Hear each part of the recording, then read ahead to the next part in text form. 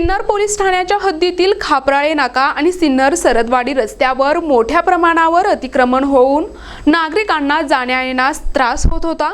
त्यावर ठोस उपाययोजना म्हणून पोलीस निरीक्षक चंद्रशेखर यादव यांनी नायलॉन दोरीचा पॅटर्न राबविला आहे। सिन्नर नगरपालिकेच्या अतिक्रमण विभागाच्या अधिकाऱ्यांनी या मोहिमेत सहभाग घेतला आहे। त्यामुळे इथल्या बेशिस्त वाहतुकीला आळा बसून या परिसराने मोकळा श्वास घेतला आहे। सिन्नर पोलीस ठाण्याच्या हद्दीत असणाऱ्या खापराळे नाका आणि सिन्नर सरदवाडी रस्त्यावर भाजी बाजार, भाजी विक्रेते आणि हातगाडी टपरी दुकानांच्या अतिक्रमणामुळे कायम वाहतुकीची कोंडी होत असल्याबाबत नागरिकांनी मोठ्या प्रमाणावर तक्रारी केल्या होत्या। त्या अनुषंगाने चंद्रशेखर यादव यांनी आपला फौज फाटा घेऊन दिनांक 26 जानेवारी रोजी सिन्नर नगरपालिका अतिक्रमण विभागाच्या अधिकारी कर्मचाऱ्यांसमवेत प्रत्यक्ष ठिकाणी जाऊन संबंधितांना आपापली दुकाने मागे घेण्याच्या सूचना केल्या। त्याप्रमाणे त्यांनी आपली दुकाने मागे घेतली। ही कारवाई 4 तास चालली होती। पोलीस निरीक्षक यादव यांनी अनेक ठिकाणी असा प्रयोग करून वाहतुकीची समस्या सोडवली आहे। त्याच पार्श्वभूमीवर त्यांनी पोलीस कर्मचारी आणि नगरपालिकेच्या अतिक्रमण विभागाच्या अधिकाऱ्यांना दिनांक 27 जानेवारी रोजी सकाळपासून 2 ते 2.5 तास नायलॉन दोरीचा प्रयोग राबवून या दोऱ्या लोखंडी खिळ्याने मजबूत ठोकल्या आहेत। यापुढील काळात दोऱ्यांच्या आतील बाजूलाच भाजी विक्रेत्यांनी बसावे अशा सूचना दिल्या।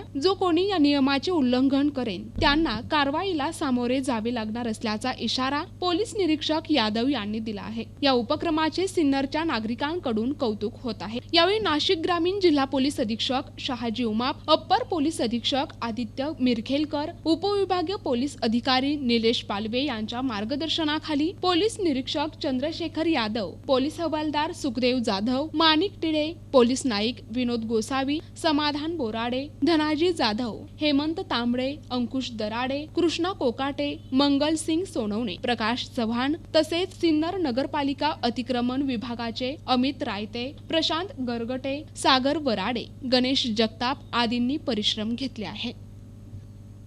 NTV news Marathi, Ahmednagar.